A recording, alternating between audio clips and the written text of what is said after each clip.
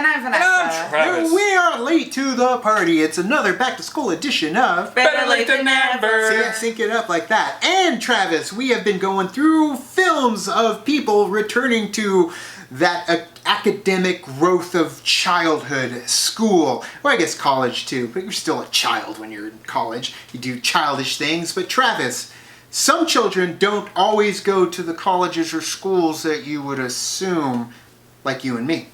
True. I went to public school. Some people go to private Private school. Pirate school! I wanted to go to pirate school. Rated R.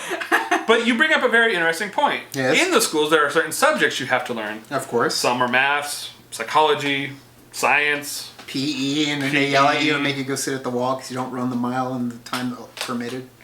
Go What on. happened to you? So that's why I would take my elective of the arts of the dark. There. Okay, yeah. Fine arts. We're going to look at the movie that was released November 16th of 2001. Ooh. Had a budget of $120 million. Big budget. But it only made $975.1 million at the box office. Is that all? God. That's it. Not the full billion. Directed by not the explorer, but the filmmaker Chris Columbus. From such films as Home Alone and Home Alone 2. And Adventures in Babysitting. This one stars a unknown individual. Okay. Daniel Radcliffe, Rupert Grint, I know Emma this. Watson, just to name a few, of course. Let's take a look at this. Harry Potter and the Sorcerer's Stone? No, Harry Potter and the Philosopher's Stone. Okay, well, it's Sorcerer's Stone here. It's both. I love Harry Potter so much. Let me get my wand. Oh, what are you doing? Did you ever make anything happen? Anything you couldn't explain? You're a wizard. I'm a what? I'm a what? Dear Mr. Potter, we are pleased to inform you that you have been accepted at the Hogwarts School of Witchcraft and Wizardry. In a few moments, you will pass through these doors and join your classmates. I read about such a good Hogwarts. History. Keep an eye on the staircases. They like to change. John Williams, so good. A little taste of all the Good themes. afternoon, class. Welcome to your first flying lesson. Moisturize. Yep, moisturize me. Say up. Harry got it right off the bat. Sure did. Oh, Neville. Mr. Longbottom. Mr. Longbottom. Simply, where do you think you're going? We have the star. Wicked. Wicked. Potter, our new celebrity. First years should note that the dark forest is strictly forbidden. That no magics to be used between the Where are classes you and looking? corridors. Always. Where are you looking? It's right there. Good for Neville for standing up. Yep. Out of bounds to everyone who does not Nicholas wish Flamel. to suffer Not a most in the painful restricted death. section. Charlie the Don't you wanna know? Understand this, Harry, because it's very important. Not all wizards are good. Oh, so good. I I love love this come up with scene another too. clever idea to get us killed. We still playing. Was expelled. Expelled. She Needs to sort her priorities. Nothing. I think it is clear. John Hurt. We can expect great things from you. Yeah.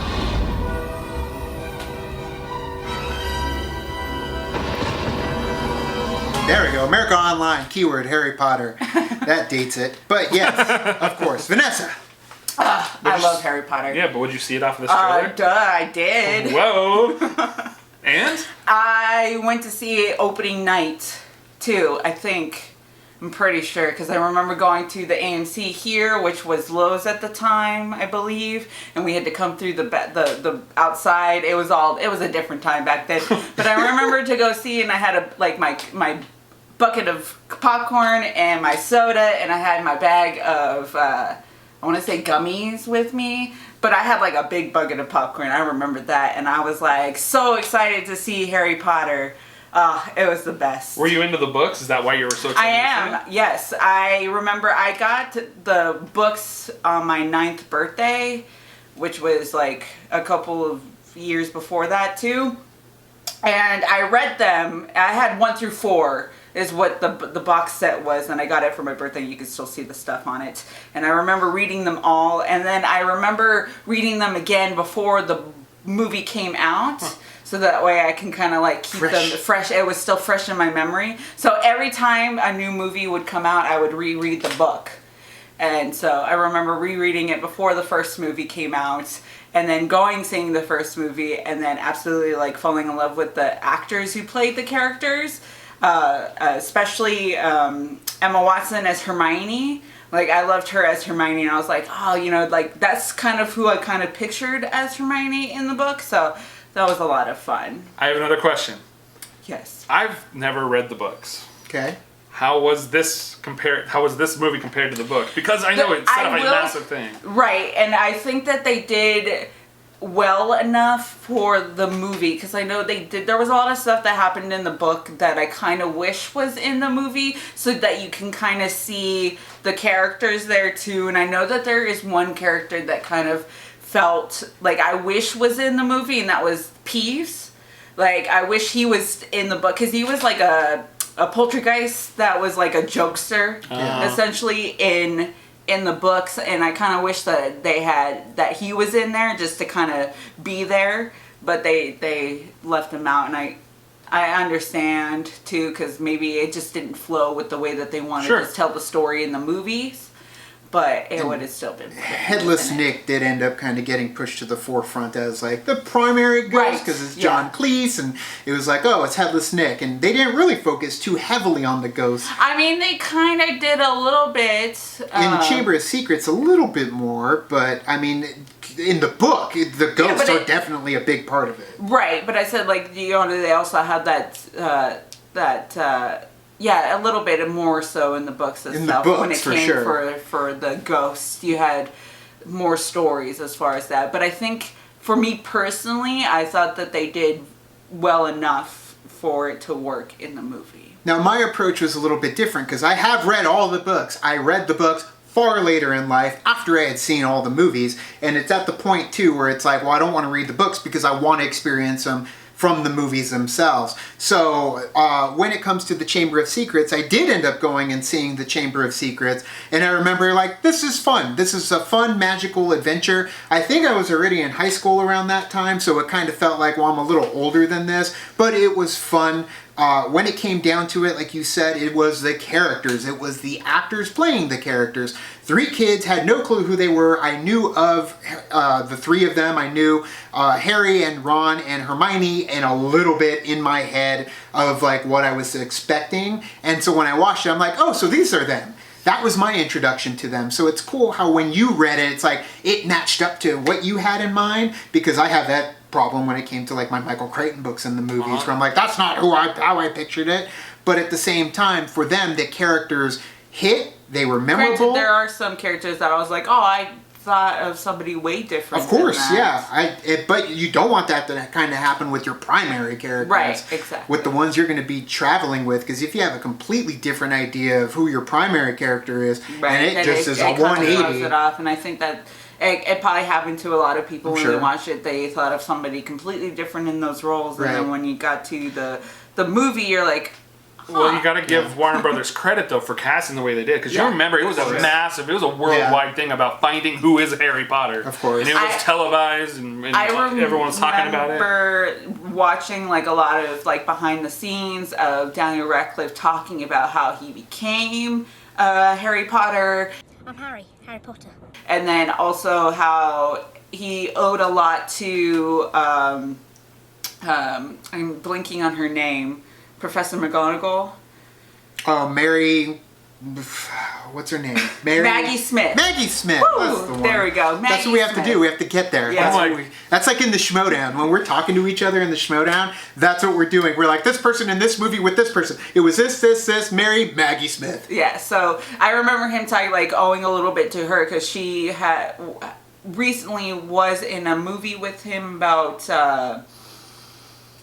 in a recent movie that I couldn't remember during that time, and then they were like, oh, well, what about this kid here? So she kind of helped him, ushered him into the world of Harry Potter. And then I remember them talking about, like, Hermione said that she went into the auditions and there was like a ton of people there. Oh, are you doing magic?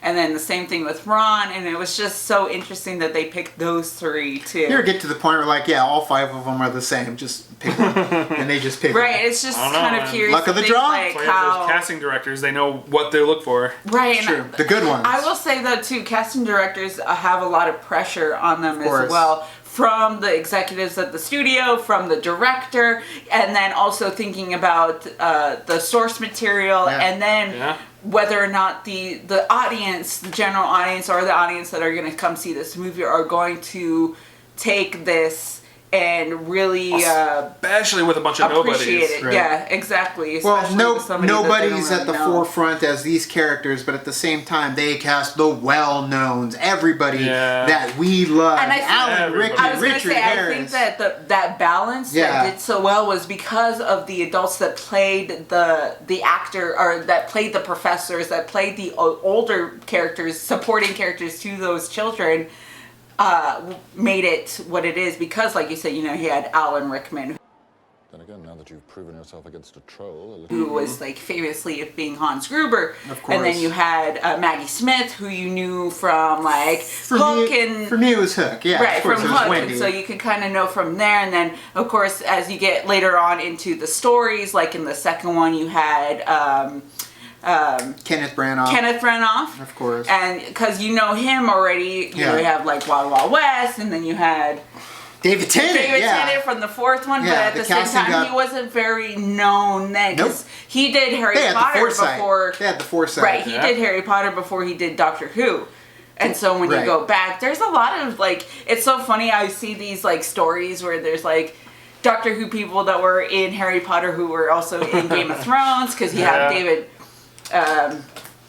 Thewlis, who is also in David Bradley, you know, Dave Broadbent. Yeah, and she should go through everybody. I'll just go through. But let's stick with the Sorcerer's Stone. Jason Isaacs. With the Sorcerer's Stone, too, you set up these primary characters that are going to be evolving through the story, and you got John Hurt in there. John Hurt being Ollivander, giving the wands to the kids, and being a big part of the story in the final arc of this tale of Harry Potter. I wondered when I'd be seeing you. And then we lost John Hurt. We lost Alan Rickman. Maggie Smith ain't going nowhere. But we lost Richard Harris through it. And it ended up changing it out. Change it a little bit. But at the same time, it's like they nailed their casting because these people were able to evolve throughout the whole thing. Warwick was there from day one. Yeah. Warwick Davis. They changed him because they said, hey, let's go a different way with it. But Warwick was there the entire time. He was multiple characters. Of course, absolutely. And taking them jobs. Yeah. He's like, I want them all. He's taking all. Key, please. Stand back. Life's Too Short. And so good. If you never saw Life's Too Short, we've said it before. Say it again. Watch it. So if you thinking about like all the Harry Potter movies and all the Harry Potter books and stuff, I really do like the way that Christopher Columbus did the first two movies. Like they were very he set the tone. He did set the tone, and then it kind of, and I love how it got darker because it does get darker in the book, and it got darker in the movies too, and then it was very interesting going from 1 to 2 to 3 because from 2 to 3 you have a new director. We lost Richard Harris. It felt like an anthology type. Right, the way and they it were was treating very, it. very different for the third one. And the third book is my favorite book out of all the books. That one, and then the 6th book is also my favorite as well. So you have those two too. What about the Sorcerer's Stone? Since that's the one we're talking about. I know, but I just love talking about it. She wants to keep going. We're gonna reel you back. Yeah, you see how you're talking about like how they went through the directors and stuff too. I feel the same way with the music. With John Williams' epic score. It's just beautiful score. They kind of did their own throughout the series of the movies, but still kept the original theme song to Harry Potter. That's how I felt when I first heard it. Was like, you did it, the crazy son of a bitch, you did it. How do you create such original songs? So magically delicious. And you put them in there and it's like a fucking fanfare. Like it's a suite of new material that feels like Harry Potter Potter, the Wizarding World. Right. Damn it, John Williams. Have you do it again. I will say that like my favorite piece of music that he's done for Harry Potter obviously is Hedwig's theme, which is like that main theme that you all hear that when you hear it, you're like, oh, that's Harry Potter. Right. But there is also a theme that's called Leaving Hogwarts. And I love that theme so much. It was just so, and they use it in all of the like they use that theme in all of the trailers too a lot of time because it builds up and then it just, BAM! It's like at the end and you're just like. That? Did they play that when they show up at Hogwarts? No, because they're leaving Hogwarts. But you can You're gonna stop and think. Wait, no. But like when you go to the Wizarding World of Harry Potter at Universal Studios, you hear that theme too in the background. And it's like, and sometimes when we went, and then when I went to the one in Orlando, I would just sit there and like listen to the music because it really brings you in. Like you can't have that music if you went to the Wizarding World and they didn't put the Harry Potter music. Like it wouldn't feel like Harry Potter. Like John Williams basically took the essence of Harry Potter and was like made it into music form, and it's the best, and I love it so much. Like take a breath. No, keep going. I love it. I want to see her pass out. That anytime that I ever feel like back then, every time that I ever felt like sad or depressed or anything like that, I would just listen to the Harry Potter music and then I would feel better. Absolutely, and that's something that John Williams is capable of doing. Galaxy's Edge, get on it. Start pumping your music through your park because you don't need to make it like realistic. No. Where's the damn music? Make it feel magical. Make us feel like we're there with the theme. The theme is all about these lands, and John Williams is the one that has been creating majority of them. So absolutely, when he created the theming that he did for the very first Harry Potter, because that's where it all kicked off. That's where it started. And you ended up getting Robbie Coltrane too, man. Oh yes, Hagrid. That's you introduce these characters in this film where it goes on through every single chapter of this film franchise, and it was all started with this film, this book, this story right here. And like a huge like special thanks to J.K. Roweling for creating such a magical and iconic character as Harry Potter and these stories that she created in these books too. So like, think about it. I will say though, it's kind of funny that we're doing this for Harry Potter and the Sorcerer's Stone because I am going back and rereading them again. Sure. Because I like to reread them, and I just finished the first book, so I'm on the second book right now. But I love it so much. But what did you guys think of it? Let us know down in the comments below. You can also like and subscribe. And do the thing on our Facebook, Twitter, Tumblr, Instagram, Startup. All the social networking gin joints, you know where they are. Kicking the party, fuel the prayer to keep the party going on our Patreon. Gets us where we need to go. I'm sure we'll be going through the other Harry Potters eventually. There's plenty there. So thank you, Travis. Thank you. But do you know what I just realized? What? Halloween? It's coming up. Time for horror. Scary stuff. October. Be on the lookout for a spooky editions. Oh, dang. Harry Potter. Thank you guys so much. And as always, now it's time to say goodbye. This party is over. Bye. Bye.